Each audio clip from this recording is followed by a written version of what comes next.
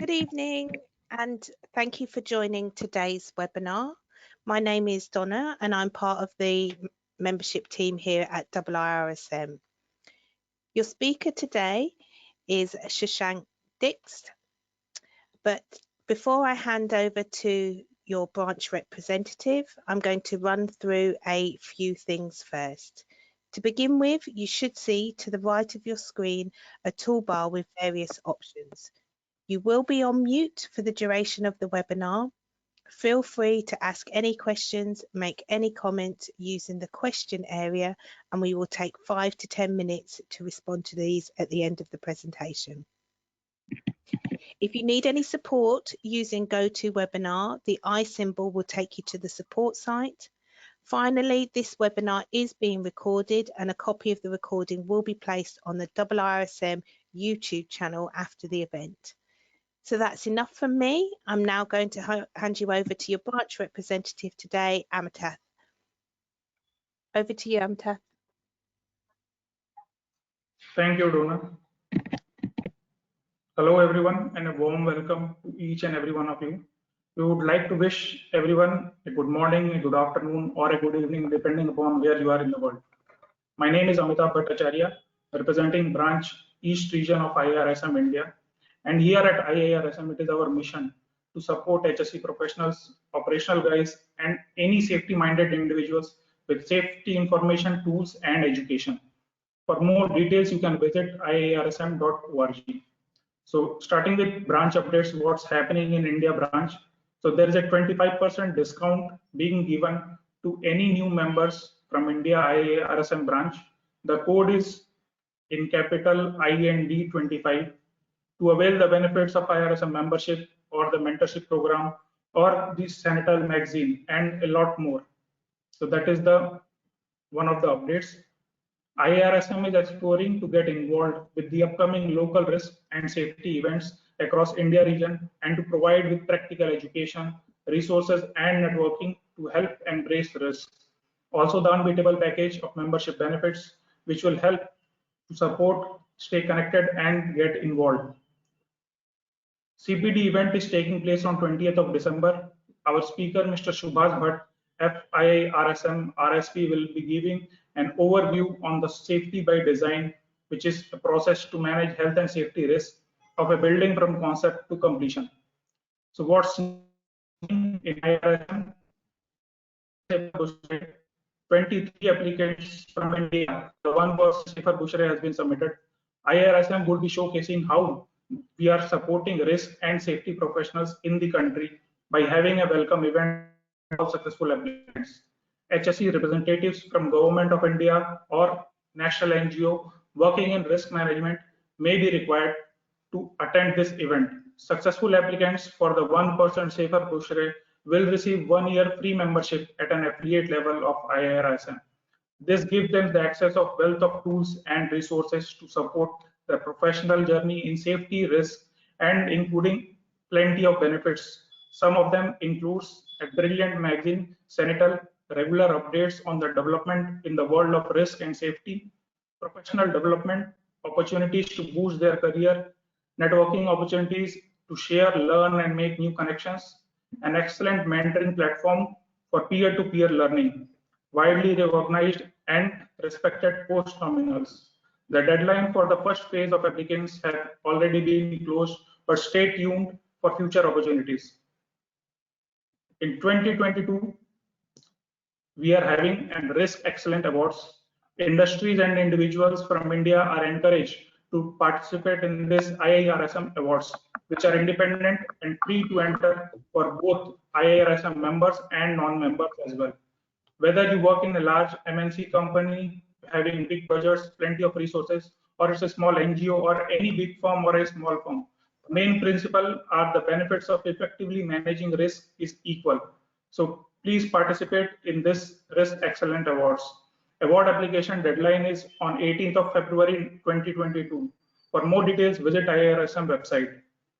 IIRSM is also mentoring scheme which helps to be mentor or a mentee to develop your skills, grow your knowledge, receive one-to-one support from a dedicated professional, or to enhance your career progression and employability. In addition, it's a great way to support and maintain your CPT program as well. And now IIRSM members can benefit from a brilliant new digital platform of tools to help you find a suitable mentor match, manage your mentoring relationship, schedule goals, and track progress, whether you are a mentor or a mentee. Please visit the IIRSM website and register yourself. The International Institute of Risk and Safety Management, or known as IIRSM, on 7th of December 2021 appointed co-presidents to lead and represent its global community of risk and safety. Ruth Danier and Callum Avery took over outgoing President Clive Johnson at the annual general meeting of the Institute. It is the first time in the 40 years of history leading the risk and safety professional body that two people have shared the role. That's from the branch updates. Coming back to webinar, this webinar is for the audience, so we will keep it interactive. Make sure that you get your questions and comments into the GoToWebinar console, and we will look at them at the end of the presentation. Today, we are proud to present the HSE management system to establish and understand how HSE management system works and helps in the workplace. It is now my pleasure to introduce today's speaker, Mr. Shashank Dixit. Shashank Dixit is the lead HSEQ, MIS, Analytics and Digitalization at Kane Oil and Gas. He is having more than 13 years of experience in development, implementation, and HSE management, automation of its process management system through digitalization in upstream and midstream of oil and gas industry. Presently, he is leading the HSEQ digitalization and analytics project in Kane. I am very grateful to have you all. So sit back and enjoy this webinar. With that, Shashank, please take it away.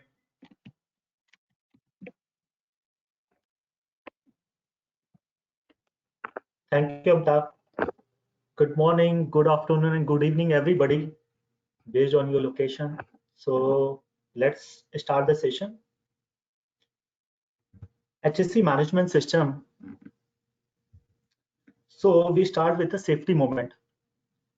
If we see any accident happen, so somewhere when we go to the root cause, just the failure comes from the failure of a management system.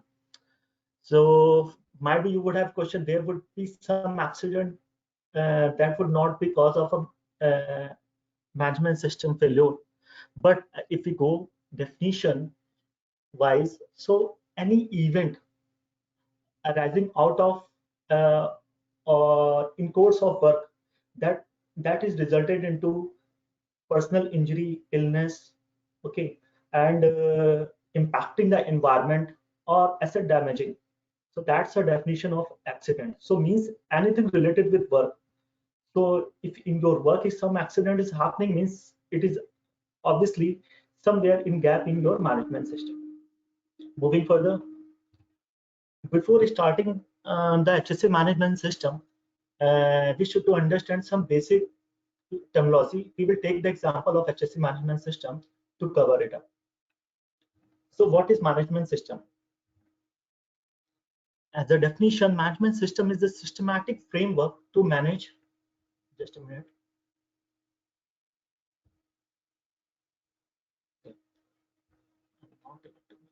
Control. Okay.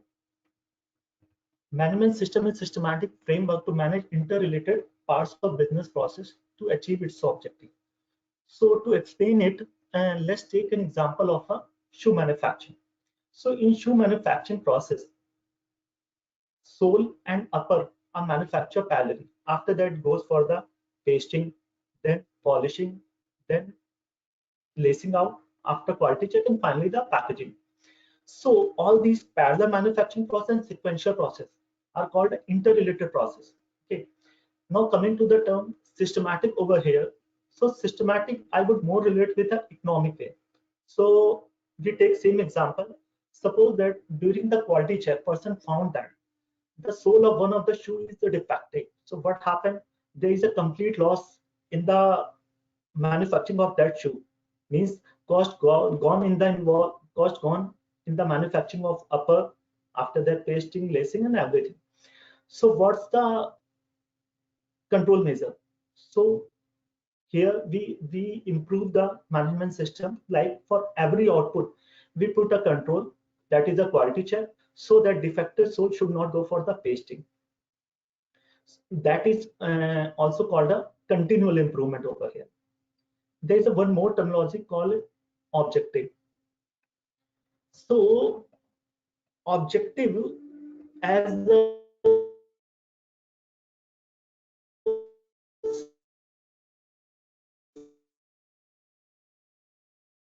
same, if you are not, if you can't measure anything, you can't improve it. Okay, from that perspective, so to improve the management system effectiveness, you have to identify their performance indicator, and after implementation of process, you have to monitor the process, measure it, and later on you have to evaluate against the set objectives. So objective can relate to health and safety performance of at workplace, operational efficiency, and quality of service and product. Benefits of management system. So what are the benefits of management system? Suppose that a small business where business owner himself is supervising and monitoring each and every task. He can manage as he wants, but as the business grows, so he can't monitor and supervise each and every job. He needs a management system to manage his business. So that's a benefit of management system. I think that is the point where management system came into existence. There is no such history, and along with this, objective is one of the important, that is a continual improvement, that with time the management system getting stronger. So there are different stats are available based on the effectiveness of management system and its complexity of the organization. Overall, if there is an effective management system in place, there is a 70% improvement in their operational performance, 40% improvement in their cost saving. Next is a Pdca cycle. Are you able to see the screen or this control? I think. Yep, we can see Pdca it. cycle. It's visible. Yep. Pdca cycle. So every management system is based on this Pdca cycle, that is plan, do, check, act. So what's the here these steps? What these steps do basically? In plan step, basically we establish the objectives and processes to achieve the desired result. Okay. Then the next step is the check, that is also known as a execute or perform. Sorry, next step is a do. Sorry, and next step do, that is also known as a perform, where we execute the defined process. Next step is a C, check, where we monitor the process, and last step is a act, where we improve those processes. Here the picture I have taken with reference to HSE management system. If we see, the plan consists two categories, policy and planning. So coming to the part policy. So policy shows the management commitment, his intention and direction. Okay. And the second terminology is a planning. Planning is whatever the management commitment. So we derive objective from those management commitment and set the target over there. Then comes to the do step, where the risk profiling comes. So in risk profiling, we carry out the hazard identification and risk assessment. Okay, and with reference to environment aspect impact assessment. So whenever you carry out the hazard identification risk assessment, always cover all the aspects of hazard identification. All the aspects mean here aspect with reference to occupational health of the individual who are performing the job or who are living nearby your society. Safety of those personnel with reference to injury, environment where you are operating of, and the last step is your asset. So in your while evaluating the hazards, you should to review all these aspects. Next is organizing. So in hazard identification, we have identified the hazard along with their existing control status. So might be our existing controls are not effective, so we need some additional control measures there also. So in organizing state, we plan how to implement those control measures. And last step of do is implementing your plan. Now execute those control measures. In check state, as I said earlier, until unless we are not monitoring or measuring it, we can't improve it. So in check state, we monitor the performance. And if there is any accident happen, we carry out the investigation, root cause analysis, and whatever the outcome come of that analysis, root cause analysis, we take the corrective action and preventive action. Here, I would like to differentiate what's the difference between correction, corrective action, preventive action. Correction is when there is a non-compliance in any situation. For example, where the accident happened, so you have to rectify it. That's a correction. But corrective action is for similar process across the organization. You have to check if there is a gap and take the corrective action to so that no any accidents of similar nature occur. Preventive action is when you analyze what is the root cause for happening this this situation or happening this accident. Okay, and take that action. That's a preventive action, so that similar nature of accident should not occur in future. But in recent ISO 45000, they have combined all together and give the terminology name correction only. Now coming to the act part, there we in the check part we monitor and measure the performance. In act part, we evaluate against the set target. If we achieve it, then again we have to review our target and revise it. That's a continual improvement.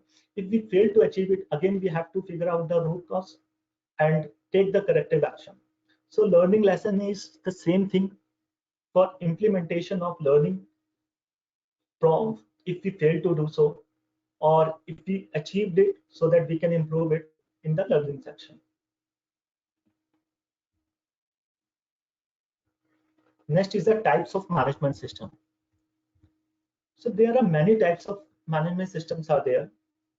HSE management system, quality management system, energy management system, asset management system, information security management system, food safety management system.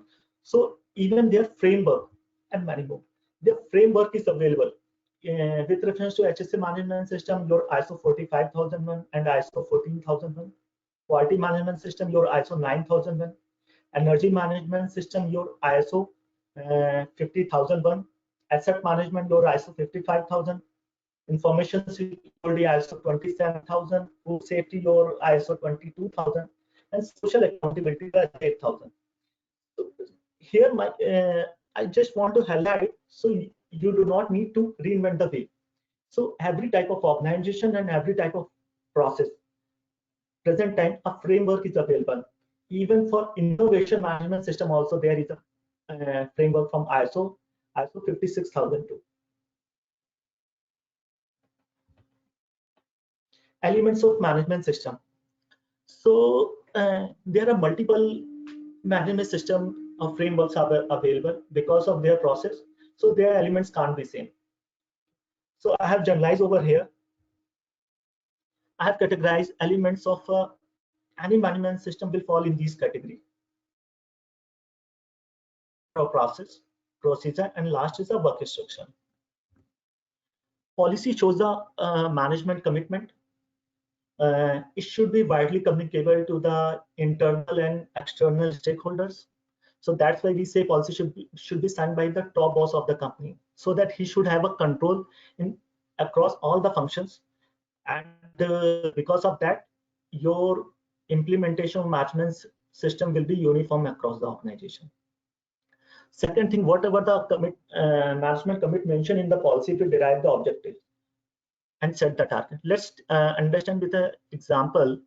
Suppose that a organization of very small nature working in one of the region only. So one of the management commitment mentioned in that in the HSE policy of that organization is like comply national and regional legislation. But same time there is another organization who is working in multi countries. Okay, or who is operating multi-country. So for that organization, it would be beyond that, like to apply international and national legislation, or a already established organization where already multiple investors are there. So it's not sufficient. So in that terms, the objective would be like this: comply all international, national, regional legislation, and wherever there is a lack of legislation, identify the best practices of that industry and implement those things. So based on that's why. So based on the scope of your work area, you have to uh, determine the commitment in the policy. So now coming to the part objectives and target. So taking the same commitment, so what are the objectives? So objectives would be identify all applicable legal requirement. Okay. So target is by first quarter of this financial year. So in first quarter, we have identified and assessed the present situation of those identified legal requirement. Next step is in next quarter, we have to comply all the identified legal requirement. In third step comes identify where is the lack of legislation in our process. So we have identified those processes by next quarter. In next quarter, we have taken the target to implement the industry best practices in those processes. I hope it would be clearly what are the management commitment, how we derive objectives from there, and how we set the targets. Next step is a standard of process. As these steps say, specify what needs to be achieved and why. So standard always specify what you want to achieve and why. Standard and process. It never tells you how will you achieve it. So that is explained under the procedure, how to achieve it. Okay, and there is a proper definition of procedure, a specified way to carry out the process or activity. Last step of this management system is a work instruction that explains how to carry out the procedure, or in single terminology, detailed steps of individual role to be executed on ground. So every HSE management system, the work instruction, how elaborately and clearly it's written, your management system would be of that effective. Work instructions are part of the procedure. I would suggest keep it as appendix because this is the document that updated very frequently. And my experience said it should be written by the person who is executing the activity, after that getting it reviewed by his line supervisor and the HSE person with reference to hazards associated with the job, whether they have covered all the required controls in that procedure or not, and finally approved by the line management of that supervisor. So in periodic review, this document should be periodically reviewed. And another good thing about work instruction is it's a role based. So whoever is performing the job, he has to go through only those steps, and he can take a copy of that so that it will be easy for him to understand those things, and he can refer anytime. Any HSE management system is always driven from the top, but effectiveness is from always bottom to the top. So how the effectiveness from bottom to the top? Because finally executors are the persons who are executing the job. That's why safety management plays a very important, safety meeting plays a very important role in a HSE management system, in which top management and the worker participate equally, 50-50 participants from both representative, and the management listen the concern of the worker, and that's a feedback, and they incorporate those feedback in the HSE management system. So next terminology comes the process. For any HSE management system, firstly you have to review the process of your organization. How detailed or well elaborated your organization processes are written. You will be able to identify your hazards in those respective process as much as possible. So basically process is the base of any management system, or when we talk about the quality, ISO 9000 is based on the process approach. So any process, in any process, what it does, process is a set of interrelated activities that transform input into output. So here to understand it, we take example of a loading and unloading operation. Okay, so what are the material required in that? Material required is your web sling or a wire rope sling. Equipment is your crane. How will you load and load it? With the process, your loading or loading and loading, your crane lifting procedure, work instruction of the crane operator, work instruction for your rigger, with whom by the crane operator and your rigger. So competency, skill and training plays an important role over here. So here I would like to difference, what's the difference between competence, skill and training? Skill is basically what you learn from the your certified courses. Okay, for example, if we take example of a driller, so skill of a driller is he should have be mechanical engineering. Okay, but along with his competencies, whatever you learn, you directly can't go and manage those jobs. There are a lot of things what you learn with your experience, that is a competence, and training is a separate thing. So there are a lot of things. Suppose that you hire a driller who is by skill wise he is qualified. You need an experience of 5 years. He is competent with respect also, but until unless he's not aware, you have not given him rig induction properly, might be he failed. To understand it, suppose that the person you hired driller, he was operating earlier a cyber rig. So that's a more advanced, while you are having the mechanical rig.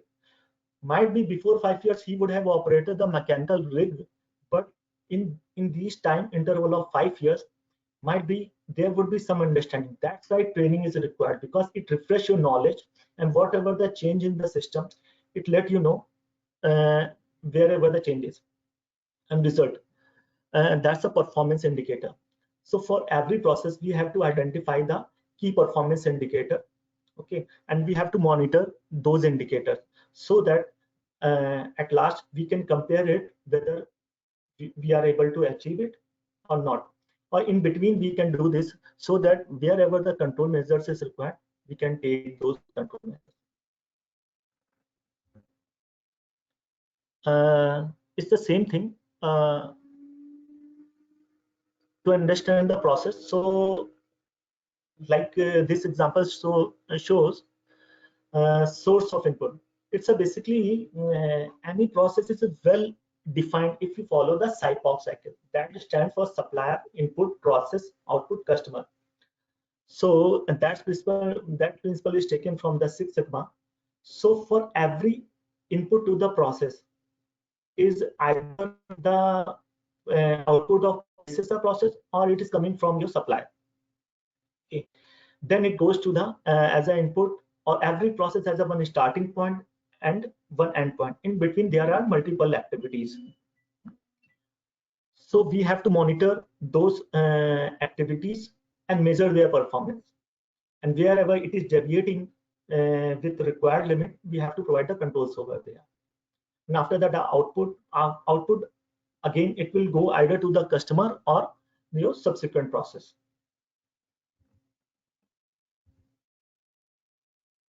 Next is a HSE and quality management system.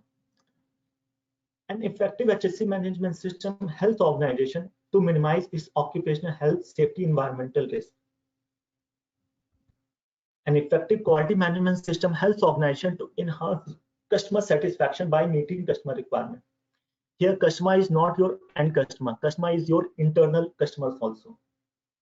Okay, so for whatever the output of your process is going to the input as a next process. So the process who are handling next person, those are your internal customers. And I'm not going to explain further quality management system. Here, just want to take the example because ISO 9001 has brilliantly explained how to define the processes. To meet applicable rigor requirement is inherent in any management system. Now we start with a life cycle of a Pdca cycle of a HSE management system. So here the Pdca cycle I have taken from ISO 45001, and I will compare it with ISO 14001. Clauses are more almost common. Wherever the gap, I will highlight those things. So first clause of management, both management system tells the scope of that management standard. Second clause, as you all know, is the normative reference. While developing those management standards, what other references they have used, so that explain. And third clause is your terms and definition. So basically your management system starts from your fourth clause, that is context of the organization. As I said earlier, for to developing HSE management system, you should know your business very well. So you should know all the process, detailed process of your organization to developing the HSE management system. So that part comes under the context of the organization. This fourth class is having the subclasses. First one is external and internal issues related with health and safety and environment, is available in both standard. External and internal. Internal is whatever the because of your process, if it is affecting the health and safety of the people who are working or environment in which you are operating. External is if it is going to impact the people living in the community nearby your operational area. Besides this, external issues are your respective regulatory and statutory bodies. If because of your operation they have some concern, generally community people raise some concern after that, or you are not able to comply any legal requirement. Second clause is a needs and expectation of workers and other interested parties. With reference to environment management system, it will be only interested parties. Here workers explain the worker means is the employee. So needs and expectation of your employees. Interested parties means your all the statutory regulatory bodies, your community, and any other business who can be impacted because of your operation. Or so next clause is a scope of a occupational health and safety management system. So while determining the scope of occupational health and safety management system, clause 4.1 and 4. Is already included here. Means you have to consider external and internal issues and needs and expectation of workers and interested parties. Next clause is your fifth clause, that's a leadership and worker participation. Fifth clause, why they put it in center? Because leadership and worker participation, it is managed by the management. So in every step we need resources. So that is provided by the management. As I said, any management system is always driven from top. That's another representative. And there is a feedback from. So that it shows that management is involved in each and every step. Okay. So now coming to the detail of this clause 5. So 5.1 shows the leadership commitment. We have already discussed about that. 5.2 is the policy. 5.3 is the worker consultation. So what's the meaning of worker consultation? As I said, safety meeting plays an important role. So whatever the management system or procedure or process you are developing, okay, until unless you are not getting feedback from the executor, and if it's relevant, if you are incorporating the management system, then your management system will be effective. Otherwise, it will be only to enforce them, and it will not be much effective as the outcome. Next clause is your sixth clause, that is the planning. It covers your hazard identification, risk assessment, and whatever the applicable legal requirement. Next clause is your seventh clause, that is support, that talk about your resources and roles and responsibility. And the eighth clause talks about the operational procedure. So here operational procedure comes like that. You are having the crane and lifting operation. Okay, so you have to develop a standard crane and lifting operation where you can specify your requirement with reference to health, safety, environment. So for example, as we say, crane and lifting operation, so any crane should not be allowed to pick the load of 75% of rated capacity of that crane. Okay, if there are two cranes are being used to pick the load, so there should be a lifting plan certified by the certified by the certified lifting supervisor. Crane operator and your rigger should be certified by the government agencies or approved by your organization agencies. So these are the some specification you can specify those standards. Those can be incorporated while developing the procedure or those in their respective work instruction. It will not come in the work instruction executor level, but it will come as a work instruction for supervisor, what he has to check before performing while supervising those things. Next step is performance evaluation. So performance evaluation, so whatever the process are in place, you have to monitor it, measure it. So that comes over here.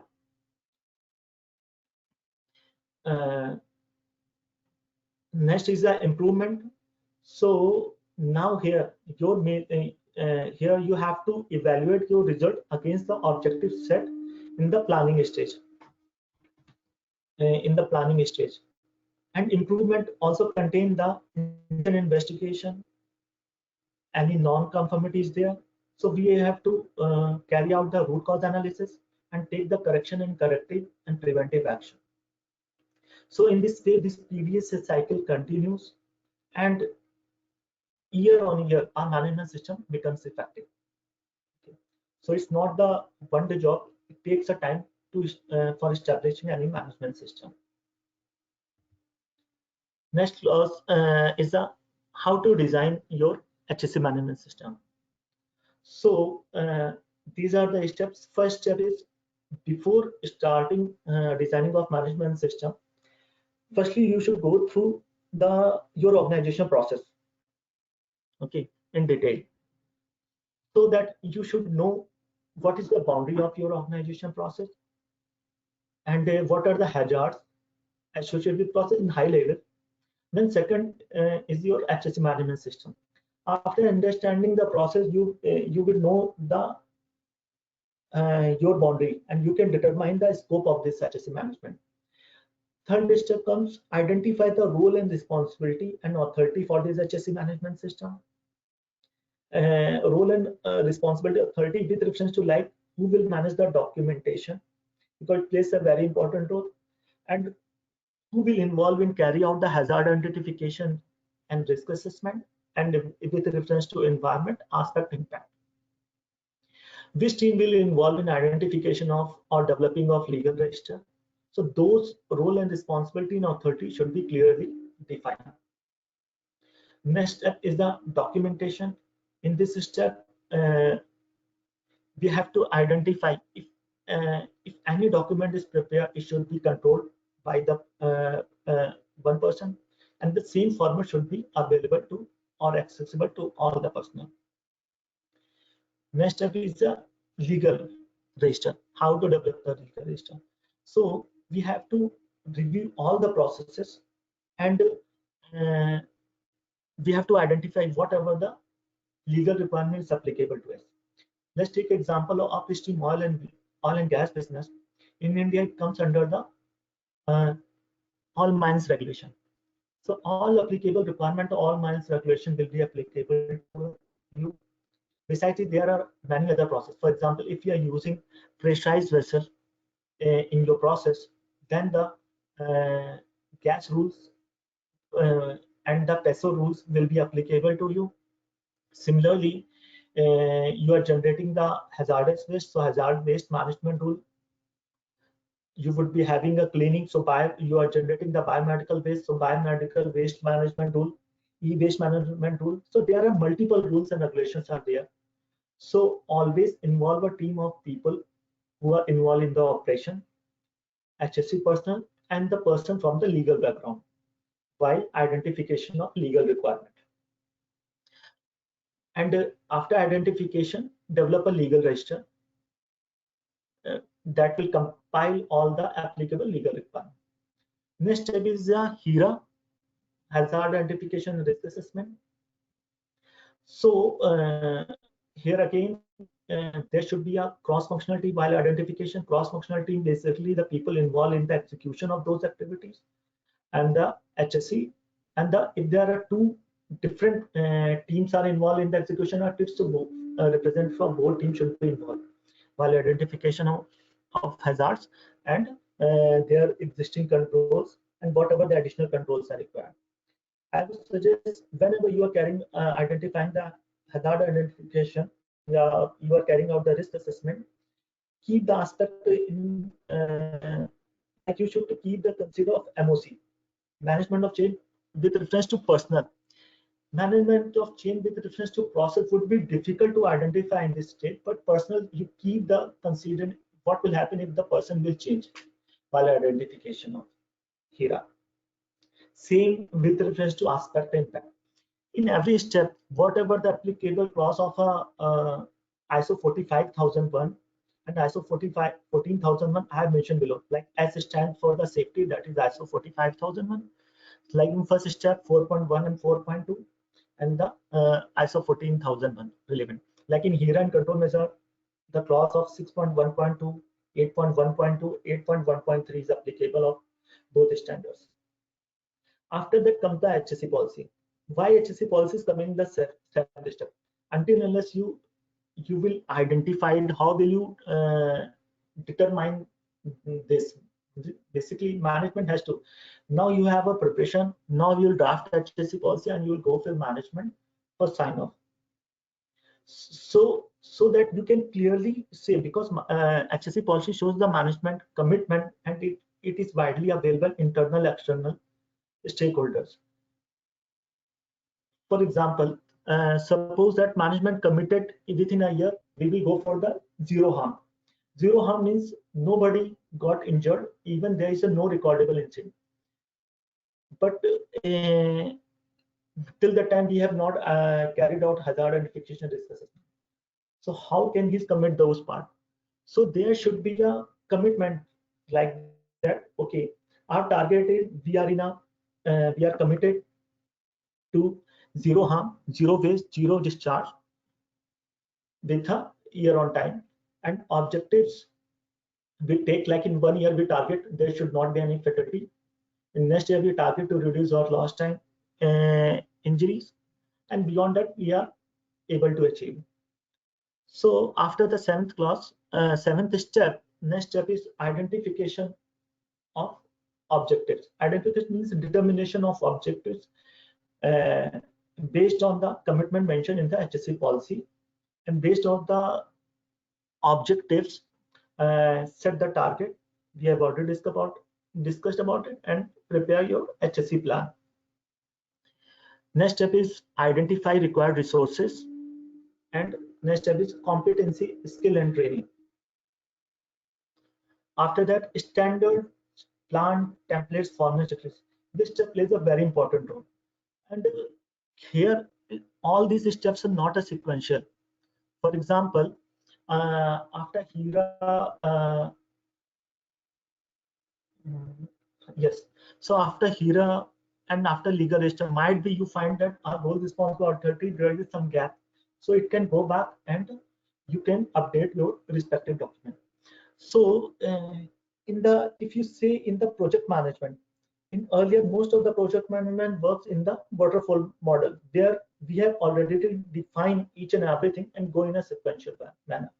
But nowadays, because of frequent change in a requirement, so most of the organizations slowly moving to the agile methodology, in which we start the project considering very small process, those are independent in parallel. After that, we go in the sequential way, so that we can incorporate whatever the changes receiving coming from the customer in those things. Okay, so similarly in 11th step, that's the standards, plan, templates, and formats and checklist. What are the templates, format, checklist? Basically for your HSE inspections, audits, if you have identified any checklist, so that we can set the formats over here. Similarly, you can develop the standards over here. Like I took the example of crane and lifting. Another, you can specify your requirement with reference to excavation operation, confined space operation. Okay, and worker participation. Next step is develop and review procedure and workstation. Most of these procedure and workstation would be developed by the respective operational team. You have to just review with reference to HSE, so that whether they have incorporated all the control measures with reference to hazards associated with the job from that perspective. Permit to work system. It is already part of 11, but I have keep it separate because in every organization, PTW plays an important role. Then next step is your emergency response plan. As the HSE management system, this is a final step. So here we have to establish emergency response plan is again in multiple layers, like your quick response team. So their roles and responsibilities should be clearly defined. Who will firstly respond? After that means there should be a properly a matrix defined. So based on like what happened, as incident happened, quick response team will immediately take action. It will reach, but based on the consequence, might be it will take some time. If something is serious happening, immediately your next step is your incident response team will activate. And what's the difference between quick response team, incident response team, and next your emergency response team? Then comes your crisis management team, and finally your disaster management team. So quick response team, suppose that while traveling from your work site to another work site, in between there was a blockage and you stuck in that. So in which quick response team, only quick response team will move and evacuate you from that place. But if some accident happen on the road, so quick response team will move immediately. Along with that, incident response team will move to check the consequence of that and whatever the control is required. If anything happen beyond the incident response team, so incident response team generally managed by the installation manager of that installation. If is anything happening beyond his control, that it escalates to the emergency response team that is managed by the asset. So one asset contains multiple installation. And similarly, if anything goes beyond that, so that is managed by crisis management team, that is generally led by the one of the top management. And last one is the disaster management, that is generally led by the district magistrate of that district. The next step is for designing the HSE management system. This is the last step, but now rest of the steps, not rest of the steps are how will you monitor or measure your HSE management system is related with that. That comes is the HSE inspection, audit, mock drill, corrective and preventive action. The next step is incident management system, that tells you to investigate the every accident, incidents, and near misses, identify their root cause, take corrective and preventive action. And next step is monitor, measure, analyze. Whatever these processes happening, monitor them, measure them. Analyze means evaluate against the defined objectives and target, whether we achieved it or not. If not, to take the corrective action. And next is the management review. So management review should take minimum of frequency of 6 months. Last step of this is, now your HSE management system is developed. Aware the team, your employees about it, communicate them very well. Safety meeting, as in the designing, it does not play, it's not a step, but it plays a very important role. We have already discussed about, because it's a feedback mechanism.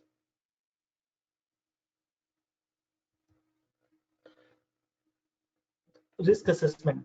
Here, I would recommend, while identifying the risk, use the bow tie methodology. Reason being, but it's a very time consuming. So wherever the hazard have a consequence, potential consequence related to fatality, lost time injury, or equivalent to respective environmental and asset damage, so use this methodology. As I said, you can't achieve your target of zero harm in the 1 year, but if you able to achieve next year, you go and analyze those processes which has a potential to result into medical treatment case, because it takes a lot of time. If you start with all the processes to assess your risk through bow tie, so somewhere you will lose your control. So, and why I recommend bow tie methodology for the risk assessment is because if we carry out any risk assessment, we generally identify the associated hazards and controls to stop the happening of that event, but we miss the controls to reduce the or to stop the consequence. Okay, another benefit of bow tie methodology is you can see the effectiveness of control. Might be some control is because we know these are the hazards and these are the control measures. Might be that control measure can also be failed. So bow tie methodology help you in identifying those gaps also. So this is a sample of a management system. So policies, standards, procedures, like policy. So based, as already discussed, based on the your organization boundary and complexity, there would be, for example, a simple small size organization, there will be only one HSE policy would be sufficient. But if you're in operation where you have a lot of transportation, so you must need a road safety policy. If you are generating a waste, you need a waste management. If you're using a lot of water in your process, then you need a water management policy. Similarly, energy and carbon. Next step is the standards process. So as I said, competency and training. So these are the standards that I have developed with reference to organization process, your PTW system, HSE inspection and audit, incident investigation, corrective and preventive action, your emergency response plan. Procedure, as I said earlier, also procedure and workstation is generally developed by the respective operation team, but some of the process uh, managed by HSE itself. For example, HSE induction, HSE data management. For that, you have to develop the process. In workstation, you can explain what you have to deliver and how you have to deliver. Sorry, in procedure, you would contain what you have to deliver. In induction, how you have to deliver.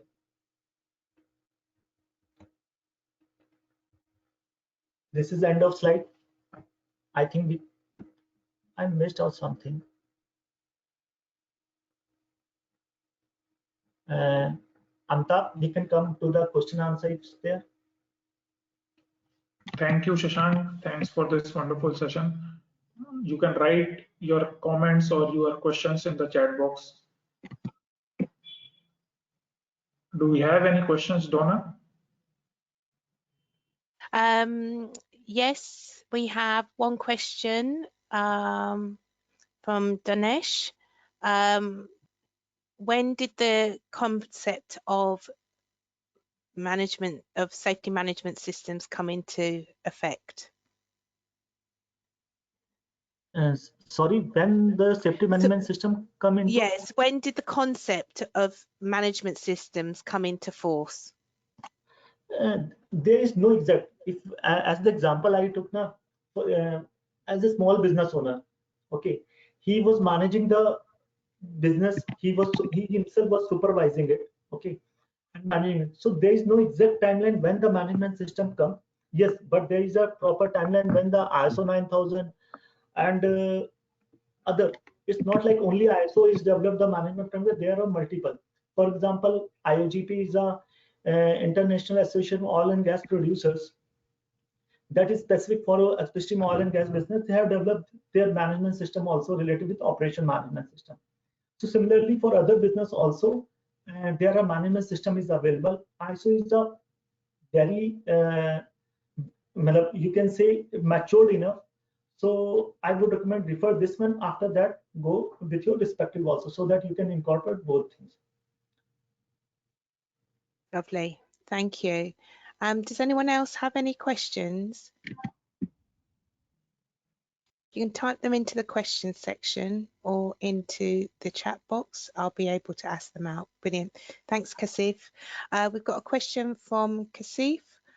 What kind of resources and competence are required to be implemented successfully for the HSE management system to be effective? So what kind of resources and competencies do you need? Yeah, so for everything, like as I said, while identifying the or while developing the legal register, so you need a person. It's a cross-functional team. You need a person from a legal department who is well aware about the legal. You need a person from the operation who will help you. What are the job he's carrying out, so that legal person will be able to identify. Similarly, while identification of the hazards, you need a cross-functional team. If suppose that in a job, two separate departments are working, so you have to involve that. We call it a simultaneous operation. So both team will help you how they are carrying the job, so that you can identify as much as related associated hazards with the job. Similarly, the person who are executing it, their respective roles. For example, if a crane and lifting operation, competency and skill is required for crane operator, in drilling operation for driller.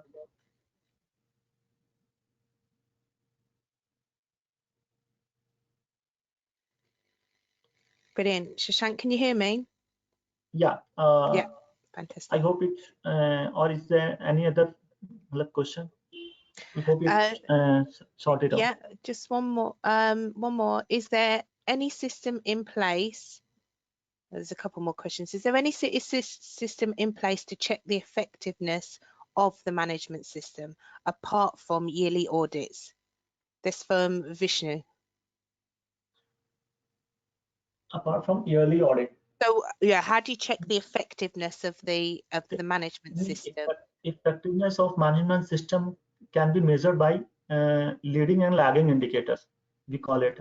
So leading indicator basically, apart from audit, if there is a unsafe acts and conditions are being reported, okay, you can analyze them and you can check the effectiveness from their perspective, but it's not the entire picture. Similarly, if near misses are being reported, okay, if any lacking indicator, any accident is happening, means there is a gap in the system. Audit and inspection and the mock drill tell you the overall picture, okay, but actually what's happening at the site. So when we evaluate the performance effectiveness of the management system, we have to go through all these parameters. Yeah, and they can do things like internal audits, aren't they? So instead of waiting for the yearly audit, they can do mini audits on the processes themselves. Would you agree?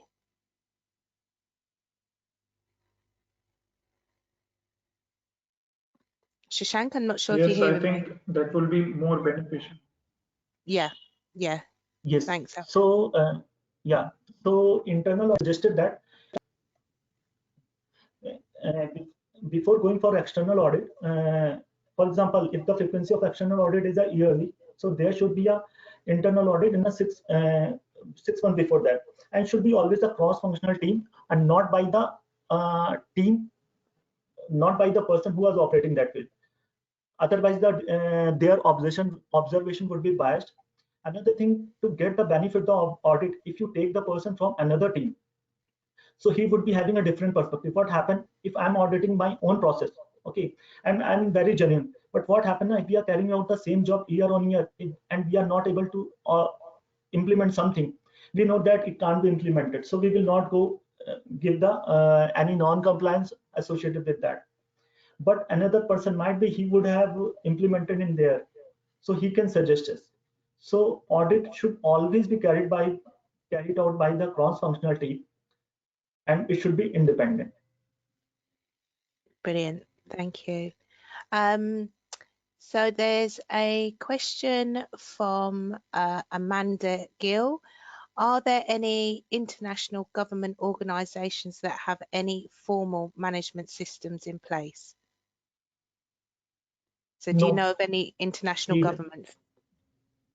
No, no government organization. Even ISO is also not a government organization, it's a body. So it is not governed by any government. But based on your industry, there are a lot of association organizations are there who have developed their own management system framework. Yeah, brilliant. And what kind of certifications are applicable to certify a HSE management system for a company? So that's from Mohammed. So HSE management system, so with reference to occupational health and safety, ISO 45001 presently, earlier it was occupational health, OSAS 18000, and ISO 14001 that covers with reference to environment. Lovely. And then we've got one more question. Oh, it's more of a comment as well. This is from Sharendra. They're saying it's been a very informative and useful session. Thank you, Surendra. So thank you. So that's it for questions. Amitav, I'll hand back over to you. Thank you, Donna. Thanks, Shashank. So I just want to thank everybody for being here today. Everybody that stayed on the line and asked those questions, highly knowledgeable. It was a pleasure hosting this event with all of you. On behalf of Shashank again, thank you all for attending this event and this webinar, and thank you all the dedicated health and safety professionals for the great work they do on a daily basis and keeping the workplace safe. Thanks again. Take care, stay safe, and remember the CPD event taking place on 20th of December 2021. Bye-bye, everyone. See you. Lovely. Thank you, Amitav. Thank you, Shashank. Enjoy the rest of your evening. Thank you all. Take care. Bye. Thanks, everyone, for attending. Bye. Bye.